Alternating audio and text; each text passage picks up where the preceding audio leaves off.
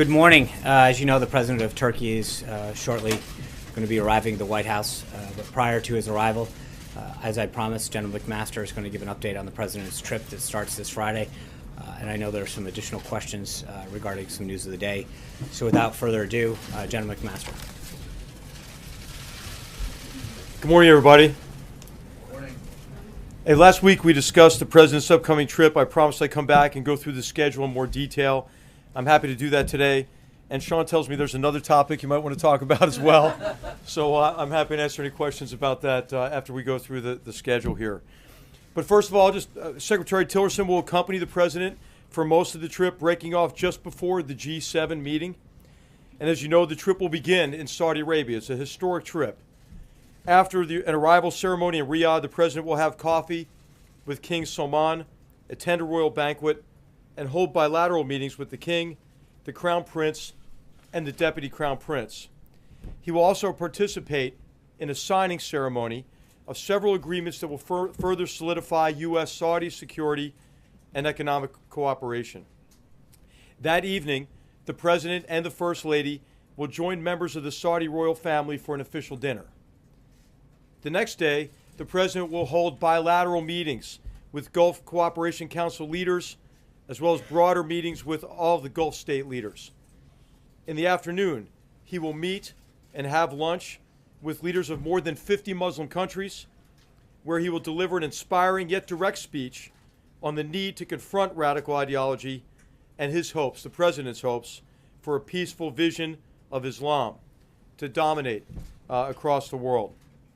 The speech is intended to unite the broader Muslim world against common enemies of all civilization and to demonstrate America's commitment to our Muslim partners. The President will then participate in the inauguration of a new center intended to fight radicalism and promote moderation. By establishing and operating this center, our Muslim friends, including Saudi Arabia, are taking a firm stand against extremism and those who use a perverted interpretation of religion to advance their criminal and political agendas. The President also looks forward to participating in a Twitter forum with young people who will be able to live tweet his remarks to people all over the world. The President will then continue on to Jerusalem, where he will meet with President Rivlin and lay a wreath at Yad Vashem. The President will then deliver remarks at the Israel Museum and celebrate the unique history of Israel and of the Jewish people, while reaffirming America's unshakable bond with our closest ally in the Middle East. Later that day, he will meet with Prime Minister Netanyahu. That night, the President and the First Lady will join the Prime Minister and Mrs. Netanyahu for a private dinner. The following morning, the President will meet President Abbas in Bethlehem, where he will convey his administration's eagerness to facilitate an agreement that ends the conflict. And he will urge Palestinian leaders to take steps that will help lead to peace. And he will visit the Church of the Holy Sepulchre and say a prayer at the Western Wall. In Rome the next day, the President will have an audience with the Pope at the Vatican. He looks forward to celebrating the rich contributions of Catholics to America and to the world, and to discussing a range of issues of mutual concern, some of which I summarized last time. Before leaving the Vatican, the President will meet the Cardinal Secretary of State and will tour St. Peter's. Later that afternoon, the President will meet with the King and the Prime Minister of Belgium and the heads of state and government of the host country to the NATO alliance. He'll also meet President Mattarella before departing Rome for Brussels. The next morning, the President will travel to the EU headquarters to meet with the presidents of the European Union and of the European Council. He'll then hold a working lunch with the newly elected President of France, whom he will meet in person for the first time.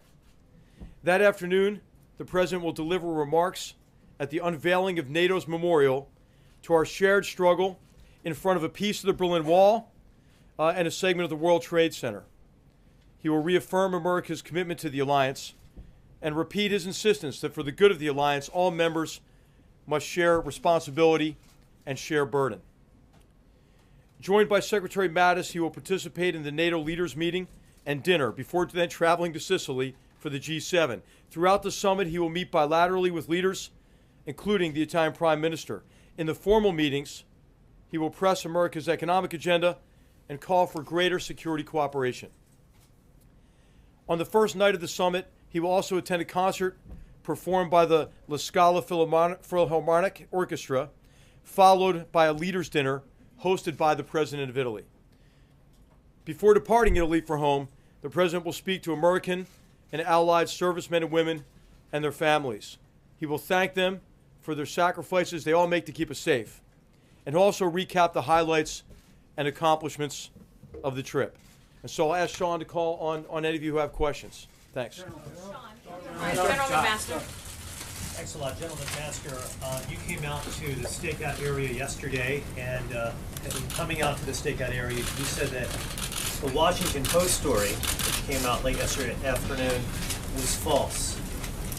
Do you stick by that assertion? Do you think that every element of that story is false, and do you have anything to correct in terms of what you said at the podium yesterday afternoon? No, I stand by my statement that I made yesterday. And what I'm saying is really the premise of that article is false, that in any way the President had a conversation that was inappropriate or that resulted in any kind of lapse in national security.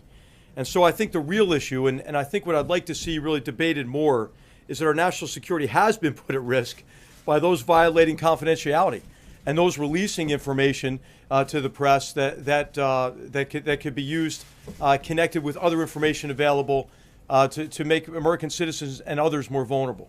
The General was classifying information released. General was classifying information released. Sir, can you tell us if the Prime Minister Netanyahu will join President Trump at the Western Wall? And does the President believe that the Western Wall is part of Israel? It's part of his. I'm sorry.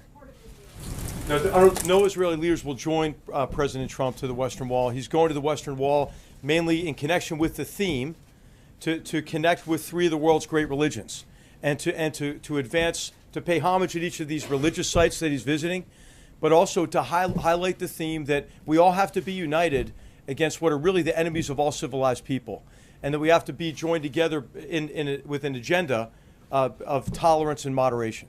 General, I just want to try to dig into some details of this reporting on the President's conversations with the Russians. Are you denying that he revealed information that was given to the U.S. by an intelligence partner?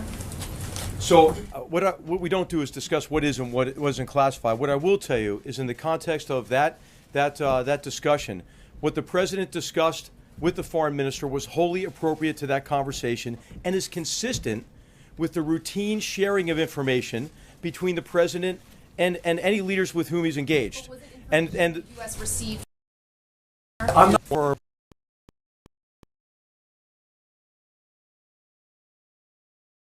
Intelligence sharing relationships with the U.S. will stop providing that information? No, I'm not concerned at all. That conversation was wholly appropriate to the conversation, and I think wholly appropriate what the expectations are of our intelligence partners. If I can follow on that, General, have you reached out to foreign partners who might have contributed such information to the U.S. and talked to them about it, tried to reassure them? If so, what was their reaction? I have not, and I'm not sure what conversations have been held about that. Carol. Going back to what you were saying earlier, if there was nothing that the President shared that he shouldn't have shared, why did his counterterrorism advisor contact the NSA and the CIA about what he had said? You know, I would say maybe from an overabundance of caution, but I'm not sure. I mean, I've not talked to Mr. Bossert about that, about why he reached out. There, so what presumably you would understand why there was a reason to reach out. Sure, I was in the room. The Secretary of State was in the room, as you know. The Deputy Assistant, the Deputy Advisor for National Security, Dina Powell for Strategy, was in the room, and none of us felt in any way that conversation was inappropriate. Thanks, Sean. General, if you can tell us, when was the decision made to share that information with the Russians? Did the President spontaneously on the spot decide to give that information over, or was there an interagency process or some kind of formal decision-making process in advance of that meeting with the Russians last week? Well, as you know, the President, it's wholly appropriate for the President to share whatever information he thinks is necessary to advance the security of the American people. That's what he did. As to your question on had that information been shared previously, I'm not sure about that. When did he make that decision, though, sir? When did he make the decision? When did he make the decision to share the information? He made the decision in the context of the conversation, which was wholly appropriate. So let's just, I think it's worth recapping one thing here.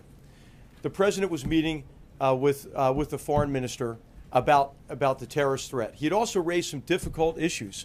What we expected in terms of different behavior from Russia in key areas like Ukraine and as in Syria. But then the president was emphasizing, hey, we have some common interests here. We have to work together in some critical areas. And we have an area of cooperation with transnational terrorist organizations, ISIS in particular, an organization that had already taken down a Russian airliner and murdered over 200 people in October of 2015. And so this was the context of the conversation in which it was wholly appropriate to share what the threat was as a basis for common action and coordination. And did you make the decision in the moment then, during the context of that conversation? Excuse me.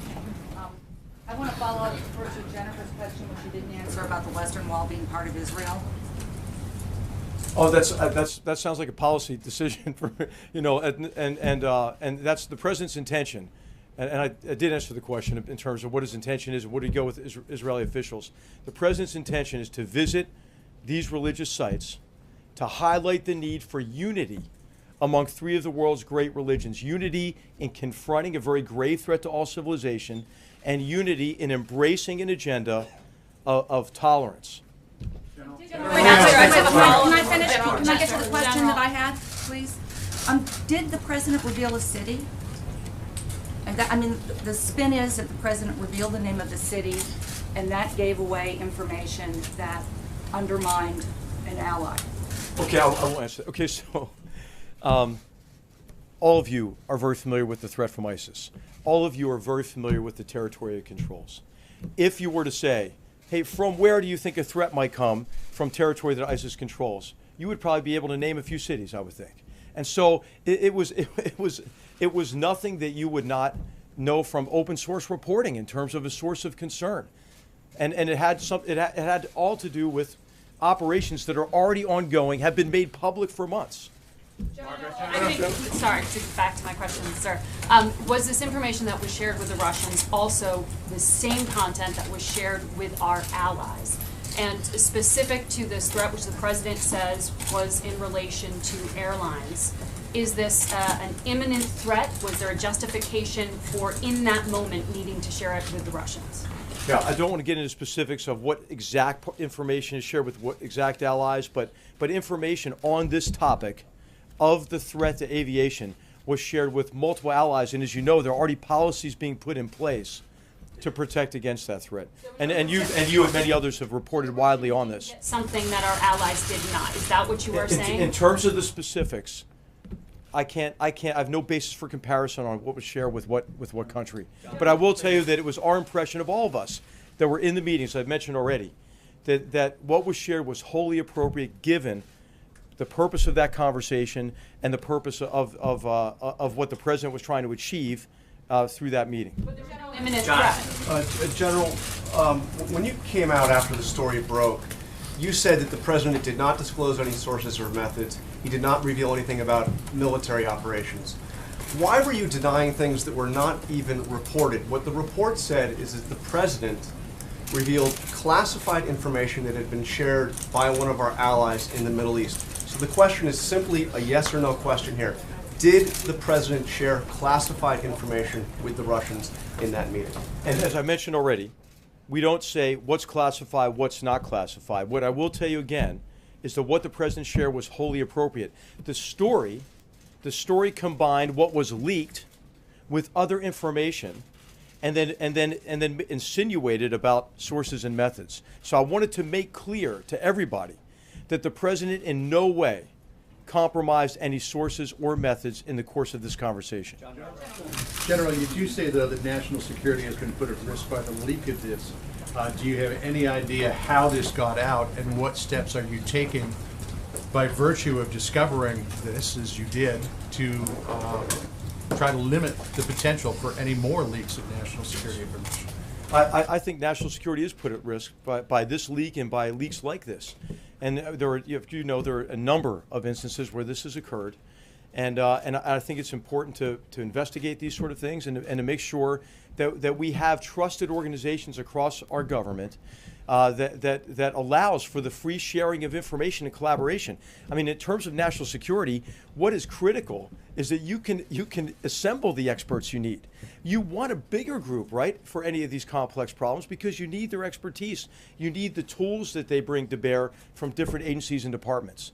And so what we really have to do is make sure we have a very high degree of confidence in all of our organizations and all of our systems and processes so we can do what we need to do for the president, which is give him our best advice and give him options to deal with these very complex problems. Clearly, you can't have that confidence by virtue of what happened yesterday. So do you have an idea of how this got out, and how can you tighten up the ship, as it were, to ensure, from your perspective at least, that this stuff doesn't get out? Well, I think it's incumbent on all of us to bring in the people with the right authorities and the right mandate to take a look at how this leak occurred and how other breaches may have occurred as well. General McMaster. Thank you. General McMaster, to put a finer point on it, is there now an active investigation into how this information was leaked? And can you tell us about who's running that investigation? And I also would like to ask you, given that President Trump is now going to be meeting face-to-face with literally dozens of foreign leaders, if there are sensitivities to his discretion in what sort of information to decide to declassify, how is that something that you are advising him ahead of this foreign trip? Yeah. Well, I mean, there are no sensitivities in terms of me or anybody who's been with the president in many of these engagements. He shares information in a way that is wholly appropriate. And I should just make maybe the statement here that the president wasn't even aware, of where this information came from. He wasn't briefed on the source and method of the information either. So I'm sorry, this is going to have to be the last question because we do have the president of Turkey coming, I think, momentarily. Thank you very much. Contradict you. He contradicts you, General. We have more questions, General. Will you release the transcripts, Sean? Who's investigating the leaks?